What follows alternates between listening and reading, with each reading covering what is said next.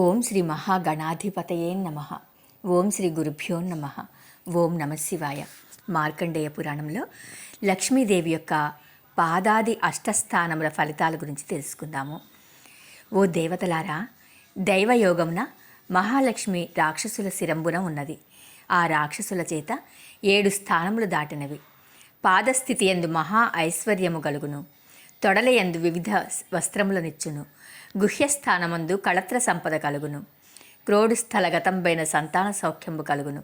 హృదయమునందు సకల మనోరథంబులు నెరవేరును.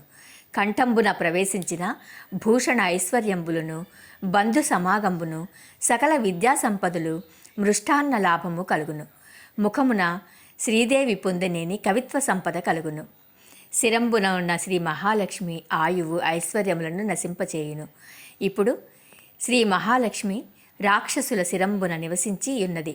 కావున మీరు భయమును పొందక అస్త్రశస్త్రాదులను ధరించి యుద్ధమునకు వెళ్ళి రాక్షసులను సంహరించండి. నా దృష్టి తగులుట చేత ఆ రాక్షసులు సత్యహీనులైరి.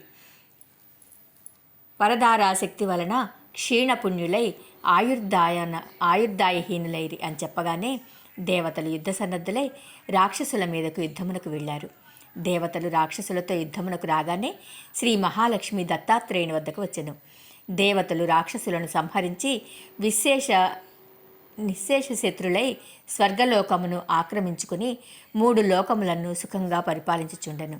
కావున నీవును దత్తాత్రేయుని ఆశ్రయించి రాజ్య సంపదలు అనుభవింపుమని గర్గమహాముని చెప్పాడు. ఆ మాటలు కార్తవీర్యుడు విని సంతోషమును పొందాడు. కార్తవీర్యుడు దత్తాత్రేయుని ఆశ్రయించుట. కార్తవీర్యుడు గర్గమహాముని చెప్పిన ప్రకారము రాజ్యభారము మంత్రిపుంగవుల అధీనం చేసి తాను దత్తాత్రేయుని ఆశ్రమమునకు పోయి ఫల పుష్పాదులను తెచ్చి ఇస్తూ పాదంబులను ఒత్తుచూ అనేక విధములుగా శుశ్రూషలను చేయుచు వినయ విధేయములు కలవాడే సేవించుచుండెను. ఈ విధంగా 100 సంవత్సరములు గడిచాయి.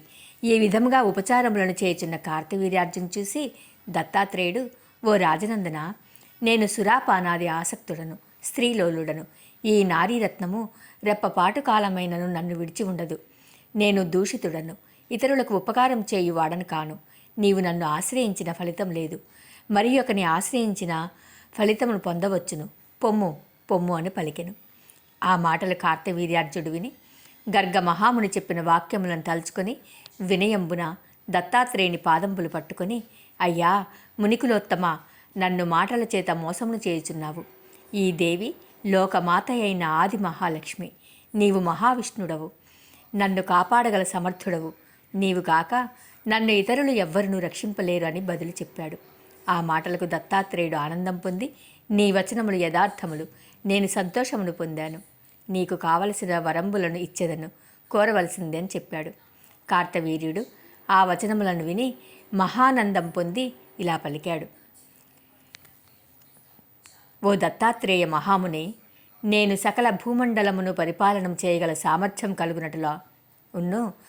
సర్వకాల సర్వావస్థలయందు నేను పరిపాలనం చేయు రాజ్యమునందు అధర్మము జరగకుండునట్లను, నేను శత్రువుల చేత జయింపబడక అష్టైశ్వర్యములతో ఉండునట్లును అనుగ్రహింపుమని కోరాడు. ఆ మాటలకు దత్తాత్రేయుడు, ఓ రాజనందన, నీవు చక్రవర్తివై సర్వసుఖంబులు అనుభవించుచు నిత్య యవ్వనవంతుడవై దేవ బ్రాహ్మణులను పూజింపుదుము. దేవ బ్రాహ్మ క్షేత్రాదులకు హాని కలిగిన ఎడల నీ ఐశ్వర్యాదులు నశించునని చెప్పాడు. కార్తవీర్యుడు మహదానందం పొంది దత్తాత్రేయుని వద్ద సెలవును పొందగా, రాజా, నిన్ను కార్తవీర్యార్థనో నామా రాజా బాహు సహస్రవాన్ అని తలంచుచుందురో వారిని సర్వావస్థలయందును రక్షింపుచుండుము అని చెప్పి పంపించాడు. కార్తవీర్యుడు తన రాజధానికి వచ్చి గర్గాది మంత్రి పురోహితాదులకు తన చరిత్రను చెప్పి సామ్రాజ్య పట్టాభిషేకమును పొంది సర్వ సుఖంబులను అనుభవించుచు 75,000 సంవత్సరములు రాజ్యంబును పరిపాలన చేసెను అని వెంకట శర్మ చెప్పాడు. కార్తవీర్యార్జునుని పరిపాలనా సామర్థ్యము, దత్తాత్రేయ మహాముని అనుగ్రహమును విని సంతోషమును పొందిన తండ్రి అయిన శివశర్మను చూసి కుమారుడు వెంకట శర్మ ఇలా చెబుతున్నాడు. కువలయాశ్వుని చరిత్ర రేపటి రోజున తెలుసుకుందాము. ఓం నమః శివాయ.